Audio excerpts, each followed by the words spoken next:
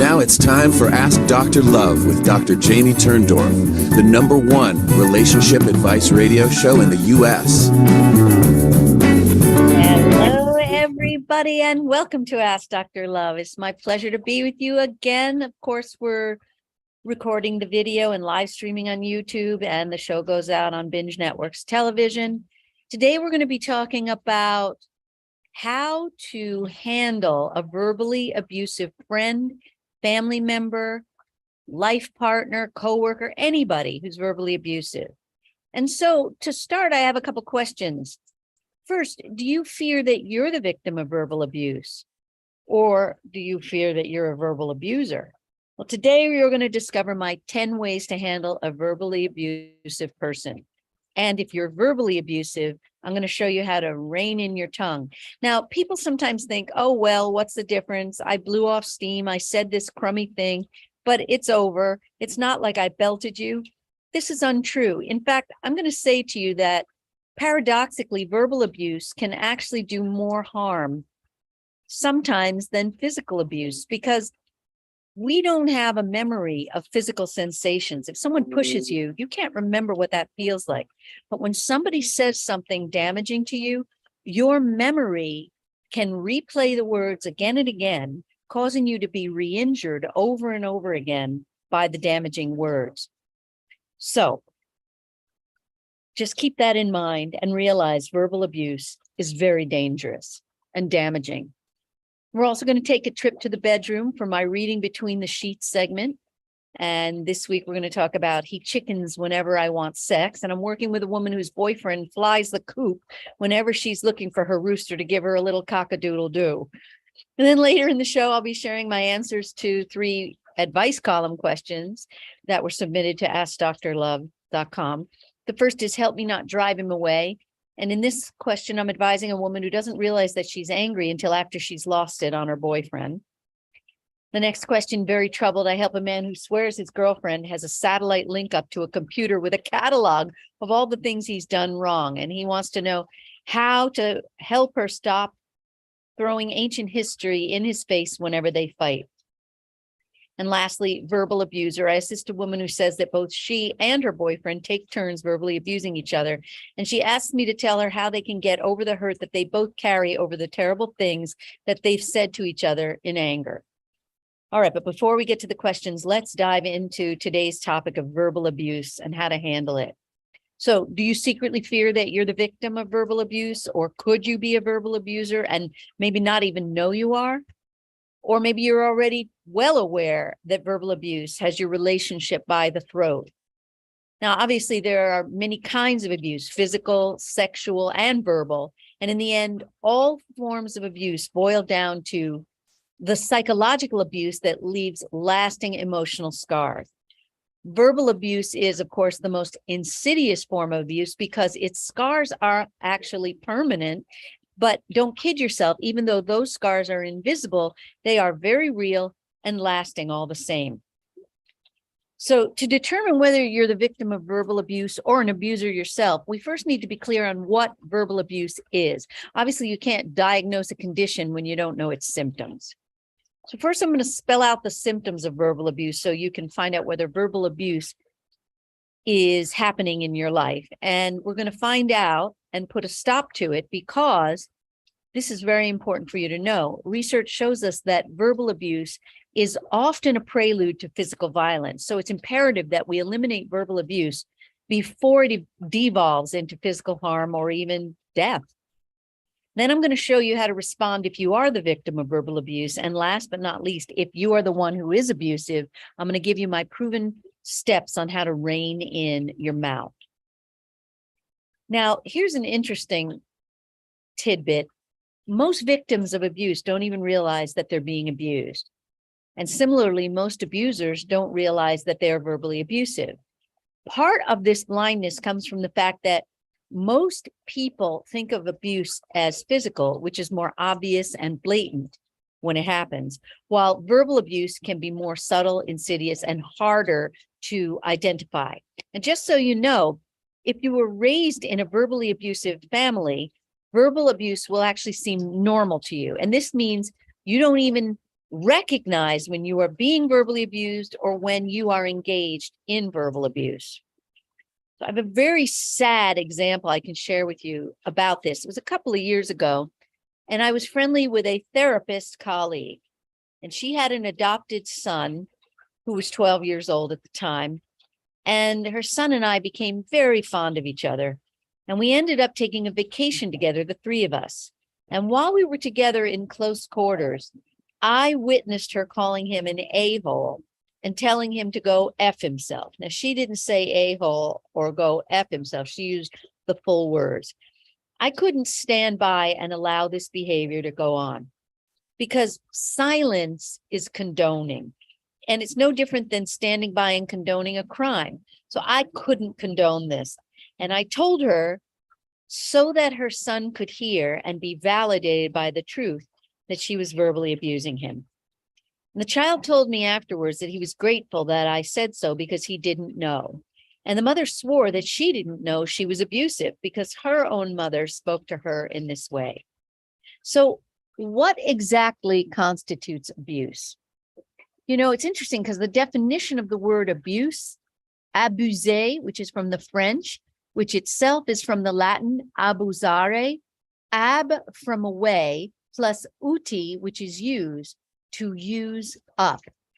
And if you think about when you verbally abuse another person, you are using up that person. Like a vampire, when a person vents his or her rage on another, the abuser is draining the other's life force, using the victim as fortification. And the abuser actually lifts himself up at the other's expense. What does verbal abuse sound like? Well, think of the use of words like clubs that beat down the other person. Verbal abuse consists of name calling, put downs, belittling, character assassinations. You'll notice lots of hurtful adjectives: cheap, weakling, dumbass, stupid, lowlife, chicken, loser, cheapskate, snob, fat, and so on. You'll also hear criticizing, attacking, and blaming. These are forms of verbal abuse. And even sarcasm, which is agreement or praise that isn't meant. And that can be a form of verbal abuse. Like, for example, yeah, that's right. That's brilliant. What a genius, right? Also, vocal tones like a raised voice, yelling, and screaming also fall into the verbal abuse category when it's directed at another person. And of course, swearing at another person falls into this category as well. So in short, we're talking about acted out anger. Now, what do I mean by this term, acted out anger? If you've read my book, Kiss Your Fights Goodbye, I talk a lot about acted out anger. And by acting out, I refer to the way people dump raw anger on each other, literally taking emotional turds on each other's heads and using their words like clubs to harm and bash each other. And I want you to know also that anger itself is actually normal and even a healthy emotion. We're born with it. Anger is actually our life force. It drives us to crawl, to walk, and to achieve. It also propels us to protect ourselves from harm. Anger is a warning light. It's nothing more. When anger is sparked, it's a sign that your emotional or physical toes have been stepped on so that you can stand up and take notice. Properly channeled, anger can be capable of moving mountains. It can be sublimated into great work. And interestingly, while I was on a vacation, I met a man who was deeply religious, and he was talking to me about the need to suppress all anger because his minister said it leads to violence. And what a misguided notion, because in the end, this kind of suppression is as unhealthy as acting out the anger. And paradoxically, suppressing anger, in fact, puts a person at risk of blowing up later and becoming the very abuser that he's trying so hard not to be. The point here is you don't want to deny feelings of anger. Instead, you want to develop a strong enough emotional muscle to bear the emotional weight and not speak or act until you've had a chance to study the feeling, understand what's causing it, and then consciously decide what is the best use of this feeling. The point to remember is anger isn't the problem. It's what we do with this intense emotion, how we handle it that may become a problem. The problem is that most people dump raw rage onto others and verbally abuse them. And I want you to know that it is the goal of all evolved people to practice the discipline of harnessing this raw emotion and transforming it into constructive communications that benefit all parties. My point is, you don't ever want to gratify yourself by venting raw anger at someone else's expense. And I do mean gratify, because when we dump on someone else, it's like we're taking a poop. There's a release in taking a poop. We don't want to do this. Think of anger as simply an accelerator pedal that merely fuels you to assert yourself constructively, nothing more. And I always say, getting your rocks off may feel good in the moment, but on the rocks is where your relationships will end up, because whatever you say or do boomerangs back on you. And if you hurt another person, you ultimately hurt yourself. This is because the other person will inevitably pay you back in spades. And keep in mind that if you were raised in an abusive household, you likely have faulty brain wiring that tells you it's acceptable to put others down. You saw it growing up. Your parents taught you by example that abuse is okay. So think of your brain like a computer. It has built-in permissions that allow abuse to continue. And to change these permissions, you need to erase your hard drive and reprogram your computer with a new message that says abuse is not allowed. Let me give you a few other points that I want you to remember. Men tend to be socialized to go to anger, which covers up the more vulnerable emotions of hurt or fear and sadness. When men are angry, a good first step is for them to recognize the anger as a smokescreen and figure out what you are really feeling beneath the anger. I want you to also know that verbal abuse is always a symptom of old scars from childhood. Either you were verbally abused and you are continuing a familiar pattern, symbolically trying to fix an abusive parent, or you witnessed verbal abuse and you are repeating what you observed. And very often, couples are married to verbal abuse because they are unconsciously using each other as punching bags to beat up on and pay back the parents who harmed them. And if verbal abuse is escalating, if your fights are becoming worse, beware, because as I said earlier, physical abuse often follows on the heels of verbal abuse. And in these cases, you have to immediately seek professional help, because remember, out of control verbal abuse is a prelude to physical violence. And also, for the record, you need to know that when abuse occurs in a relationship, it's very common to point the finger at the abuser and for the victim to play Mr. or Ms. Innocent. And very often people who play the victim are actually involved in an unconscious game in which they themselves release a lot of anger by playing the victim. I had a patient who's a really good example of this. She used to run full force into the wall and knock herself unconscious, playing the victim ultimately, right? And before she went unconscious, she would think, now my parents are going to really suffer when they see how badly I'm hurt.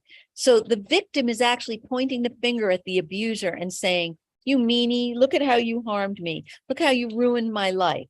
So it's very important, if you are being abused, to take a look at what you may be doing or saying that is provoking the other person's anger and pushing his or her buttons so that you can be a victim. Now, again, I'm not saying that the abuser is behaving properly, and I'm not giving any kind of permission to the abuser. Nobody has the right to behave abusively, period. But in any case, if you are being abused, you want to look at whether you are forcing someone else's hand by pushing his or her buttons. And if that person hasn't developed the emotional muscle, the impulse control to control his mouth or his actions, it's a perfect storm. Now, I want to get practical for a sec and give you a blueprint for how to respond when a partner or anyone verbally abuses you, okay? And these are my 10 proven steps, what you have to do. 1, when the other person begins to verbally abuse you, tell that person, if you want to tell me calmly what I said or did and why it upset you, I will listen, but I will not allow you to talk to me that way. Second step, if the other person continues to abuse you verbally, walk away. The abuser has to get the idea that no attention, response, or reaction is going to be offered when that person is being abusive. Number 3, remember that yelling back at an abuser actually rewards the abuse. Giving any attention and offering verbal comebacks are all types of reward. So remember to tell yourself that from now on, no longer offer any attention for abusive behavior. Number 4, reward any constructive attempts on the other person's part to tell you what is bothering him or her. And always reward positive behavior and ignore negative behavior. Number 5, often abused partners lack power in their relationships and feel financially or emotionally dependent. And the abuser knows this and senses that any abusive behavior is going to be tolerated because the abused party feels that he or she cannot survive alone. So in order to break the power imbalance that underlies many types of abuse, do whatever is needed to reclaim your power. Go back to school, improve your earning potential, make new friends. 6, find out how the abuse relates to your history. Are you recreating your partner's abusive marriage? Are you recreating your parents' abusive marriage? Are you replaying abuse that you suffered as a child? In order to break the abuse cycle, you need to understand why you have chosen an abusive partner and or tolerate abuse. And you also have to figure out what childhood wound you are trying to heal through this recreation of earlier abuse, and then heal that wound. And once you heal, you're no longer going to be willing to tolerate the abuse. Remember, if you haven't done so already, read Kiss Your Fights Goodbye. It shows you how to do this step by step. Number 7, ask yourself, what do I hope to gain by putting up with abuse? When I ask many abused partners this question, and they do a little soul searching, they're surprised to find that they secretly believe that tolerating the abuse is going to eventually bring them rewards. Sooner or later, I'm going to be loved or appreciated for my tolerance. Wrong. Tolerating abuse yields more abuse. 8, since verbal abuse can lead to physical violence, or if you already feel physically endangered, remember, seek professional help at once. Number 9, ask your partner to join couples therapy with you. Also, join a victim support group if you are the victim. And 10, improve your self-esteem by surrounding yourself with people who love and respect you. As you feel better about yourself, you're going to unconsciously begin to send the message that you will not permit yourself to be treated badly. And if the abuser senses that, if you are the abuser and you're ready to turn over a new leaf and put a sock in your mouth, I have a tried and true way for you to reform your verbally abusive ways. And this technique consists of recognizing what's called the premonitory sensations. Now, the premonitory sensations are the physical sensations that you experience just before you blow an emotional gasket. Now, what you want to do is you want to recognize what those sensations are just before you lose it. Do you feel hot in the face? Do you feel a volcano erupting in your gut? Does your head feel like it's going to explode? Do your muscles get tight? Does your gut knot up? I'm going to give you a little quick story before we break to give you an example, because the ability to recognize the impulse and control yourself before you go into action is a learned technique. When I had a practice in New York City, a very famous family sent me their son-in-law. He had been arrested for flashing. This is no different than any kind of other impulse control. So I told him, look, we've got to develop impulse control. And the only way we're going to do it is for you to recognize the urge to whip it out and choose to keep it in your pants. And the same holds for anger. You've got to keep a civil tongue in your mouth, keep it in your pants, keep your tongue under wraps. And when you do, your muscle gets stronger. So the next time you feel those premonitory sensations, stop dead in your tracks, say and do nothing, physically distance yourself, tell yourself, I do not have permission to behave in a verbally abusive way, then figure out what was said or done to enrage you. and if possible, connect the current trigger to your early history. And generally, the events in the present awaken old scars. And when you make the link to your original wound, much of your anger will dissipate. And then when you're calm, you can calmly describe what angered you in the present using my XY formula that's outlined in Kiss Your Fights Goodbye. And ideally, talk about the original wound that the current event awakened, so that you can use your relationship in the present to help you heal the old scar. All right, let's take a break. When we come back, I'll give you a few little tweets to help you remember the messages of today's show. Back in a moment. Are you a business looking to expand across the USA? Ask Dr. Love reaches millions of terrestrial radio listeners, offering you a unique opportunity to reach out to almost every adult listening group, as everyone is concerned about their relationships. There is no other relationship advice show broadcast anywhere else in the USA. By advertising on Ask Dr. Love, your company can reach an audience that no other show touches. Visit AskDrLove.com and fill out the contact form to get in on this tremendous opportunity. Fill out the contact form at AskDrLove.com right now and get all the details. Will it be your company that gets to take advantage and grow your business?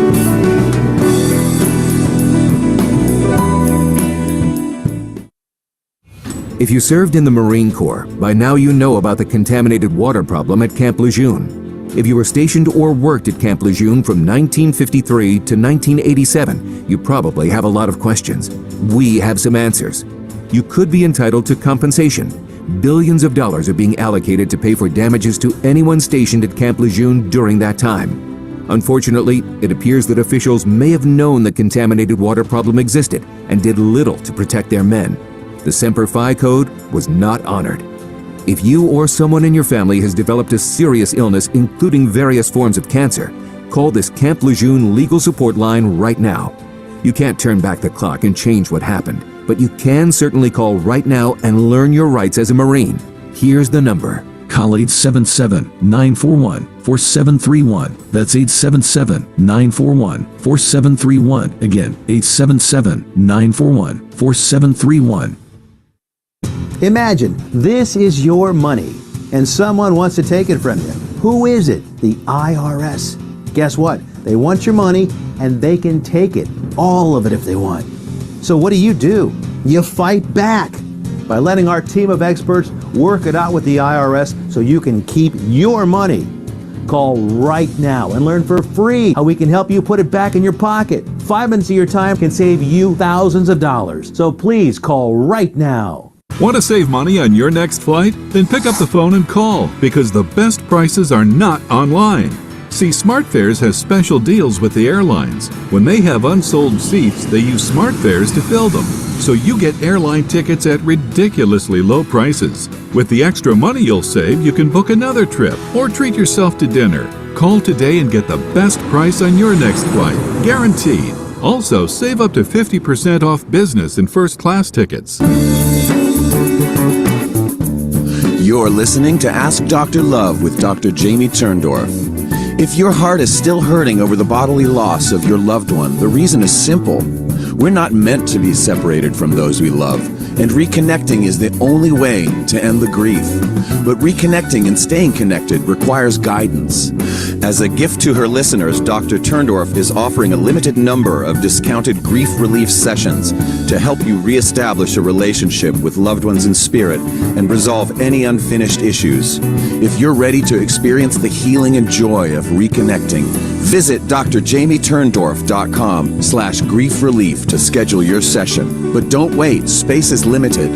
Visit drjamieturndorf.com/grief relief to find out more. And now, back to Dr. Turndorf.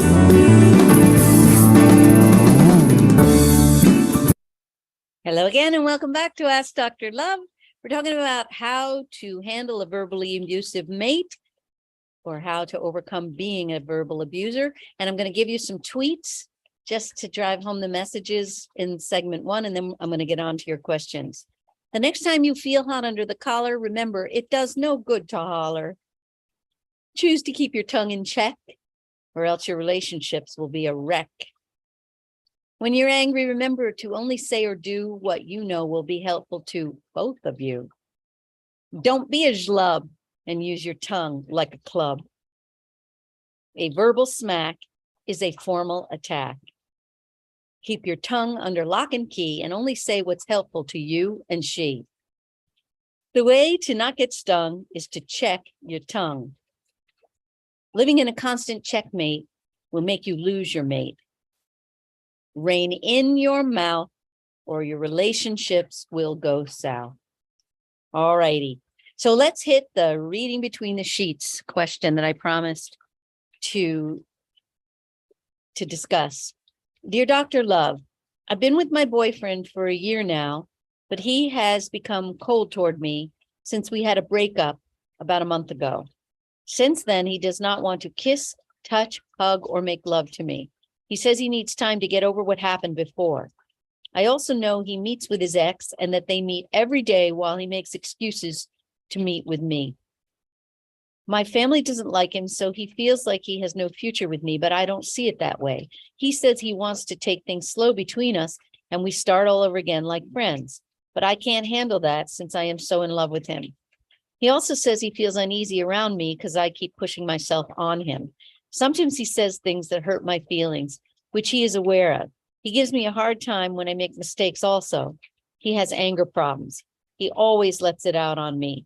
What do? I believe we have a future together. How can I help him get through what he is going through? Balancing on the darker side of love. Well, at this point, you need to back off and stop pushing at him. Stop contacting him and stop asking for sex. If you're frustrated, take care of yourself. That's why God gave you a right hand or a left one if you're a lefty. But seriously, there's hard science behind my telling you to back off. That was not a joke. You know how put off you feel when someone tries to twist your arm and change your mind, right? You become more resistant and you pull away. Well, that's what he's doing in response to your pushing. And I can assure you that you're giving him ammunition to cry on his ex's shoulder. At this point, she's a source of comfort and you're just a nag.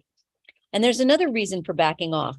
When a woman comes off as pleading, begging, and desperate, she repulses a man. A man needs to see you as a catch, a woman who's attractive and desirable to other men, not hungry and needy. And if you don't stop pushing at him, you're going to lose him. I promise you this. Before backing off the way I'm instructing, I recommend that you tell him that you've thought it over and you understand why he's afraid to jump back in with you.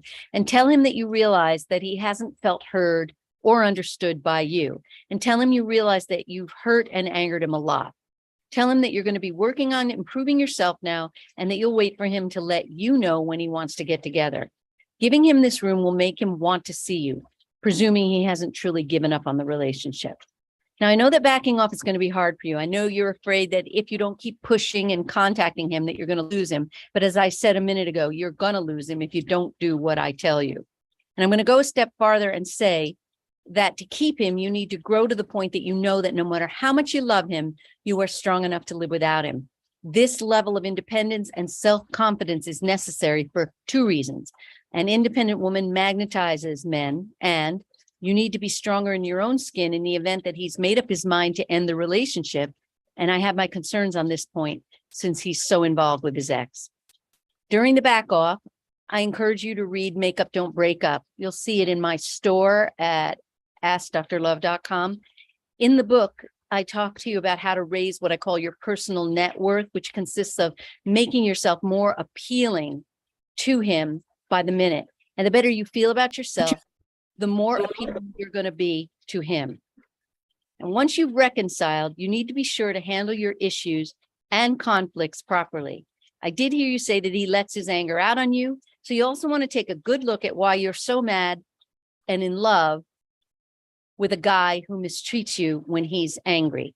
And I suggest you check out Kiss Your Fights Goodbye to help you figure out what old scar from your childhood is being played out for you and for him in this relationship. And by the way, I sense your family doesn't like him because they see how he mistreats you when he's angry. And if you both learn to communicate constructively and you get along better, I'm really hopeful that your family is going to come around too. So I gave you a lot to work on. Let me know how you make out. All right, let's take a break. We'll be back in a moment with more of your questions and my answers.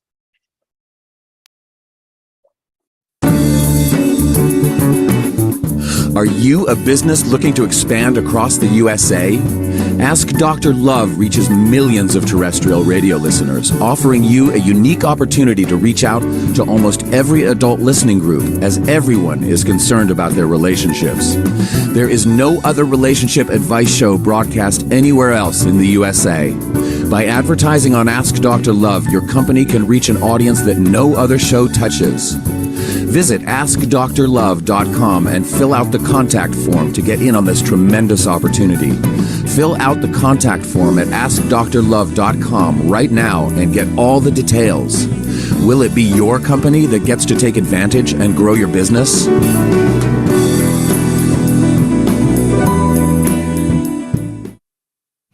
If you served in the Marine Corps, by now you know about the contaminated water problem at Camp Lejeune. If you were stationed or worked at Camp Lejeune from 1953 to 1987, you probably have a lot of questions. We have some answers. You could be entitled to compensation. Billions of dollars are being allocated to pay for damages to anyone stationed at Camp Lejeune during that time. Unfortunately, it appears that officials may have known the contaminated water problem existed and did little to protect their men. The Semper Fi code was not honored. If you or someone in your family has developed a serious illness, including various forms of cancer, call this Camp Lejeune legal support line right now. You can't turn back the clock and change what happened, but you can certainly call right now and learn your rights as a Marine. Here's the number. Call 877-941-4731. That's 877-941-4731. Again, 877-941-4731. Imagine this is your money and someone wants to take it from you. Who is it? The IRS. Guess what? They want your money and they can take it, all of it if they want. So what do? You fight back by letting our team of experts work it out with the IRS so you can keep your money. Call right now and learn for free how we can help you put it back in your pocket. 5 minutes of your time can save you thousands of dollars. So please call right now. Want to save money on your next flight? Then pick up the phone and call, because the best prices are not online. See, SmartFares has special deals with the airlines. When they have unsold seats, they use SmartFares to fill them. So you get airline tickets at ridiculously low prices. With the extra money you'll save, you can book another trip or treat yourself to dinner. Call today and get the best price on your next flight, guaranteed. Also, save up to 50% off business and first class tickets. You're listening to Ask Dr. Love with Dr. Jamie Turndorf. If your heart is still hurting over the bodily loss of your loved one, the reason is simple. We're not meant to be separated from those we love, and reconnecting is the only way to end the grief. But reconnecting and staying connected requires guidance. As a gift to her listeners, Dr. Turndorf is offering a limited number of discounted grief relief sessions to help you reestablish a relationship with loved ones in spirit and resolve any unfinished issues. If you're ready to experience the healing and joy of reconnecting, visit drjamieturndorf.com/grief relief to schedule your session. But don't wait, space is limited. Visit drjamieturndorf.com/grief relief to find out more. And now, back to Dr. Turndorf.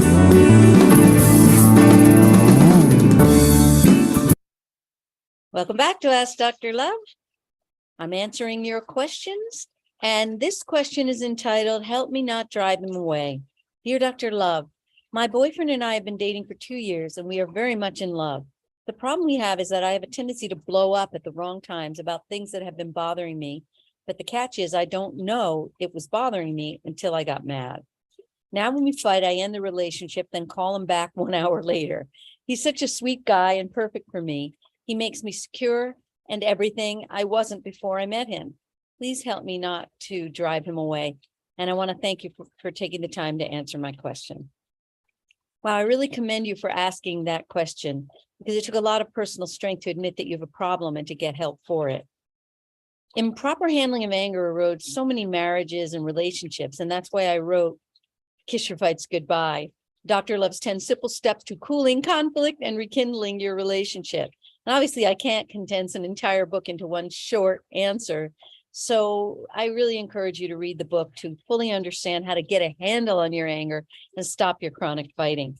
And you'd also benefit from reading Make Up, Don't Break Up as well. Now, the problem that you're experiencing is called an impulse disorder. And don't think that you're the only one to suffer from this problem. An impulse disorder is really nothing more than a short or non-existent fuse. Think of those spy movies where the hero has a very long fuse. He lights the fuse, and then he has time to escape before it explodes. Well, if we extend this metaphor to the realm of your emotions, what's happening for you is you are exposed to a trigger, and there's instant detonation. And what we want is to create a long enough fuse so that you have a chance to step back, analyze the situation, and choose a constructive way of dealing with the situation rather than just blowing up without warning. Most people who lose their tempers without warning do so because of another problem, and I call this a fight trap.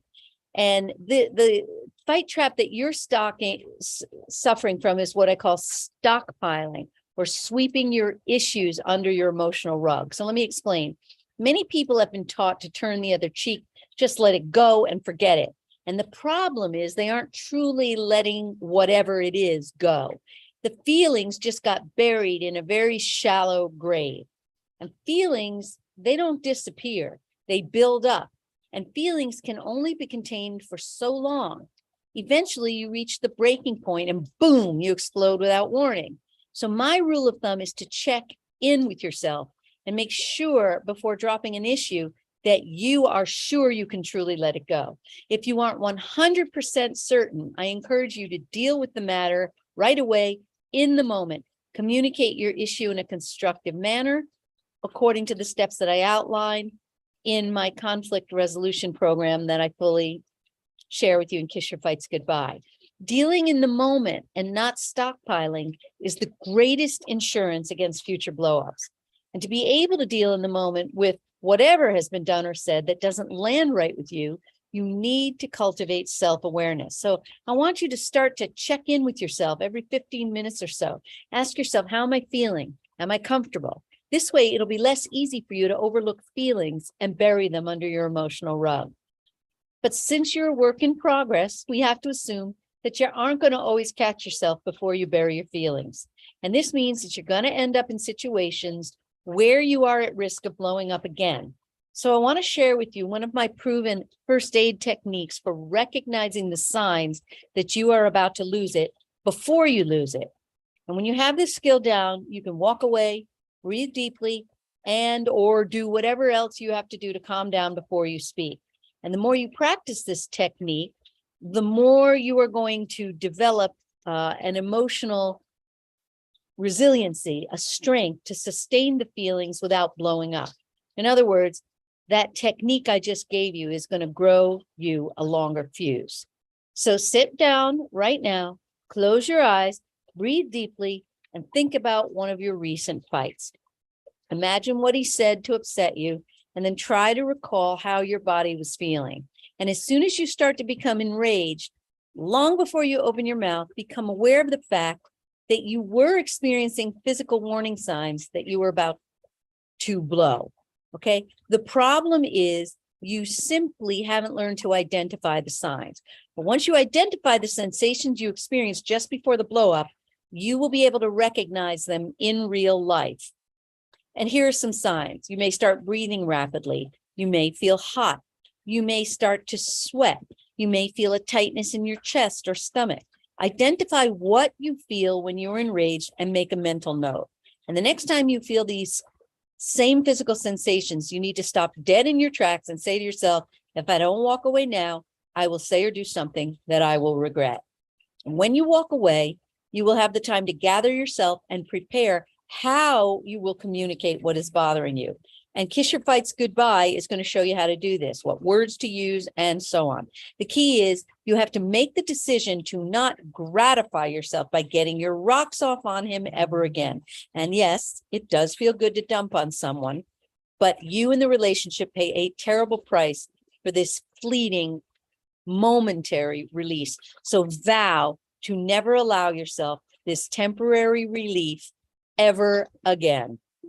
And once you've made the resolution to change, you're going to find it easier to learn and put into practice the right way of communicating your anger. And meanwhile, I'd like your guy to read Kiss Your Fights Goodbye with you, because I'm sure that he isn't innocent in this story. There are many ways that one partner can push the other partner's buttons and come up smelling like a rose. And if you're blowing a gasket, he has got to be doing things to provoke you. So he needs to take a look at what he is doing. And I suspect he may be engaged in what I call secret warfare fight traps, like forgetting promises or not keeping his word or withholding what you want. These are just few of the many indirect ways in which he may be releasing his aggression, leaving you to fume, rage, and blow up while he looks innocent. All right, I gave you a whole bunch of stuff to work on. I'd like to hear how you both do. Take a break. We'll be back in a moment.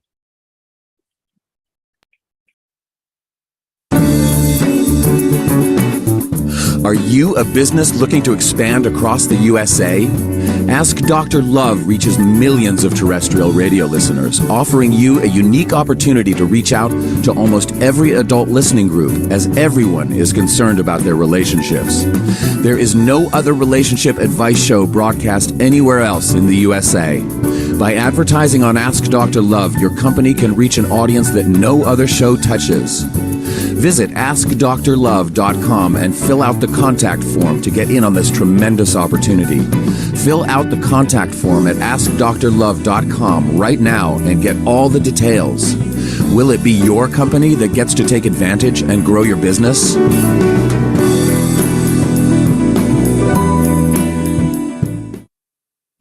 If you served in the Marine Corps, by now you know about the contaminated water problem at Camp Lejeune. If you were stationed or worked at Camp Lejeune from 1953 to 1987, you probably have a lot of questions. We have some answers. You could be entitled to compensation. Billions of dollars are being allocated to pay for damages to anyone stationed at Camp Lejeune during that time. Unfortunately, it appears that officials may have known the contaminated water problem existed and did little to protect their men. The Semper Fi code was not honored. If you or someone in your family has developed a serious illness, including various forms of cancer, call this Camp Lejeune legal support line right now. You can't turn back the clock and change what happened, but you can certainly call right now and learn your rights as a Marine. Here's the number. Call 877-941-4731. That's 877-941-4731. Again, 877-941-4731. Imagine this is your money and someone wants to take it from you. Who is it? The IRS. Guess what? They want your money and they can take it, all of it if they want. So what do? You fight back by letting our team of experts work it out with the IRS so you can keep your money. Call right now and learn for free how we can help you put it back in your pocket. 5 minutes of your time can save you thousands of dollars. So please call right now. Want to save money on your next flight? Then pick up the phone and call, because the best prices are not online. See, SmartFares has special deals with the airlines. When they have unsold seats, they use SmartFares to fill them. So you get airline tickets at ridiculously low prices. With the extra money you'll save, you can book another trip or treat yourself to dinner. Call today and get the best price on your next flight, guaranteed. Also, save up to 50% off business and first class tickets. You're listening to Ask Dr. Love with Dr. Jamie Turndorf. If your heart is still hurting over the bodily loss of your loved one, the reason is simple. We're not meant to be separated from those we love, and reconnecting is the only way to end the grief. But reconnecting and staying connected requires guidance. As a gift to her listeners, Dr. Turndorf is offering a limited number of discounted grief relief sessions to help you reestablish a relationship with loved ones in spirit and resolve any unfinished issues. If you're ready to experience the healing and joy of reconnecting, visit drjamieturndorf.com/grief relief to schedule your session. But don't wait, space is limited. Visit drjamieturndorf.com/grief relief to find out more. And now, back to Dr. Turndorf.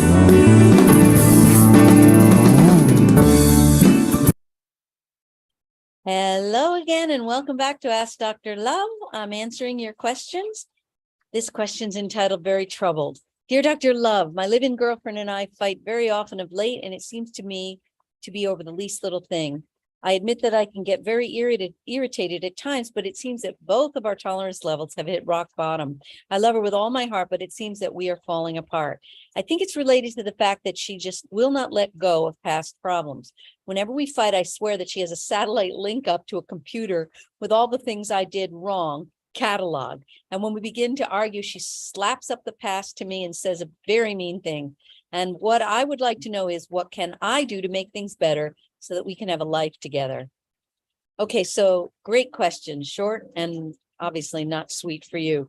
Your girlfriend is caught in what I call a fight trap.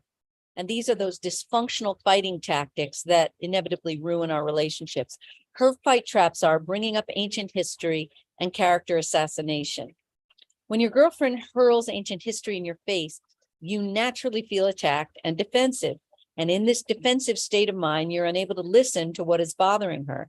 And this creates yet another unresolved issue, more anger and frustration on her part, and more crap to be thrown up to you in the future. So you're trapped in a major vicious cycle.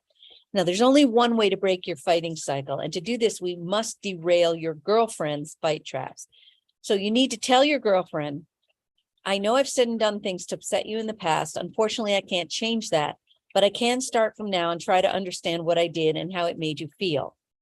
Next, you must guide your girlfriend to focus on one issue, the current one. She must describe the behavior that upset her right now and state how that behavior of yours made her feel.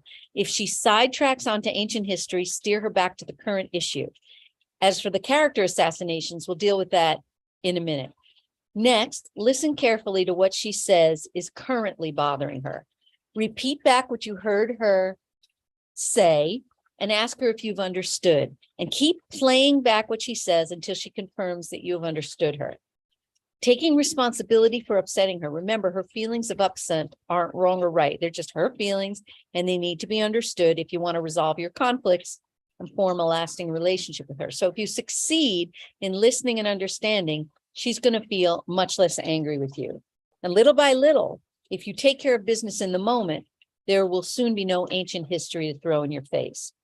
As for the character assassination, she says mean things. Verbal abuse always turns up the heat on fights and leads to out of control fighting. So if you want to get along, the verbal abuse has to stop right now. When she starts verbally smashing you, you need to tell her that you understand that she feels angry with you and you are willing to listen if she tells you directly what you did and why it made her angry. But you will not sit for verbal abuse any longer. If she continues verbally creaming you, leave the room or the house. And soon she's going to get the message that if she wants to be heard, she's going to have to change her tune. And I suspect that she grew up watching parents verbally abuse each other, or she was verbally abused. And I sense that you also have watched or experienced this type of abuse yourself. So both of you understandably know no other way to deal with conflict. But in any case, the suggestions I've given you can help both of you adopt a healthier way of handling anger. And Kiss Your Fights Goodbye is going to show you both how to end your destructive fighting. Kiss Your Fights Goodbye is really your conflict resolution Bible. It should be mandatory reading for everyone before you form a relationship with anyone, friend, family, coworker, life partner. Read it. This is not an easy problem, but Kiss Your Fights Goodbye is going to help you apply my conflict resolution program and will help you save the relationship. Okay, I'm going to get to the last question, verbal abuser. I've been with my boyfriend for over 4 years, and we have both verbally abused each other from time to time. It seems more often than not. I'm 26 and he's 30, and we're trying to break up, but we are still very much in love, but hurt at the same time. What can we do to forgive the hurt feelings and move on? We do want to be together, but we can't forgive the hurt. Please help. Okay, so I hear that you fear that there's too much water and harsh words under the bridge for you to stay together. And I also hear on another level, you both can't let go of each other. So basically, you're in a conflict. And I don't think you should make such an important decision in haste. Each of you needs to take time to talk about what makes you want to stay and what makes you want to go. You both love each other, that's clear. And I think that you both know that you were brought together to help each other learn an essential lesson. And that is the necessary lesson of how to behave properly when you're angry. Now, I know you both feel hurt and unable to forgive and forget, and nobody says that you have to be untrue to your feelings. But I am quite sure that you both could learn to let the past go under one very important condition. You both have to commit to stop adding insult to injury. If unkind words are ever said again, the old wounds will be ripped open again, and neither of you will ever heal. In other words, in order to stay in this relationship, you both have to promise to never, ever say anything damaging to each other again. And if you stick to your word, the old wounds will begin to heal. And if you have decided to commit to this plan, then I'm going to show you how to stop the verbal abuse. First, recognize the thoughts and feelings that precede the verbal abuse. And each of you have to identify your hot spots, what sets you off, and you have to come to recognize these warning signals before you go off. And a warning might be a physical sensation, a feeling like your head's going to blow off, or tightness in your chest or stomach. So you each need to get in touch with what your warning signals are before you blow. And then once you know what they are, you have to make the commitment that whenever a warning sign appears, you're going to stop and prevent yourselves from acting or speaking. And at that moment, you're to say to yourself, I'm not permitted to say or do anything damaging to him or her. Hurting him or her is hurting myself.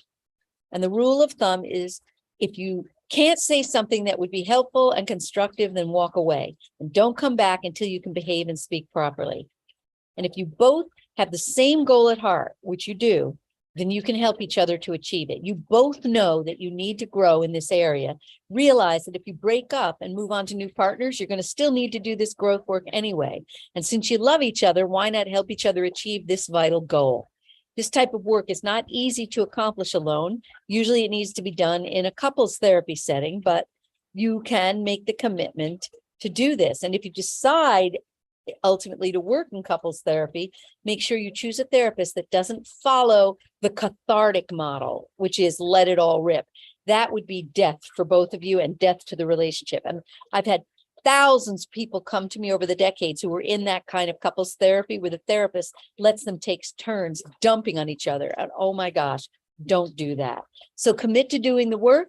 No need to break up now. You can always break up later, which I don't think you'll need to do if you do the work and follow my steps as I outline them and Kiss Your Fights Goodbye. And if you're really, really, really stuck, I could give you guys a single session to set you straight, get you on the right path.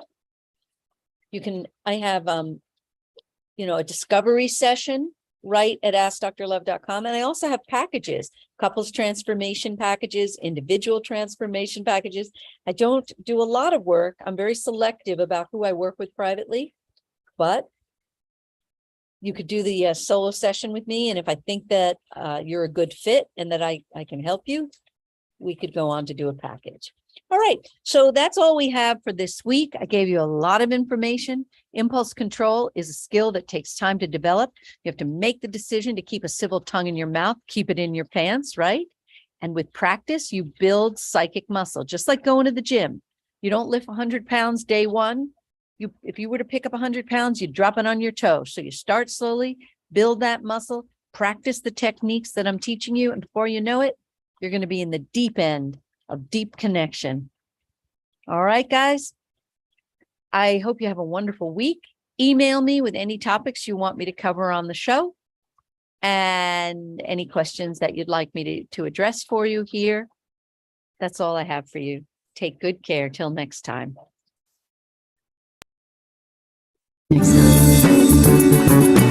You've been listening to Ask Dr. Love with Dr. Jamie Turndorf. Sign up for Dr. Jamie's newsletter at AskDrLove.com and receive her meditation audio that will guide you to open your heart and chill out during these stressful times.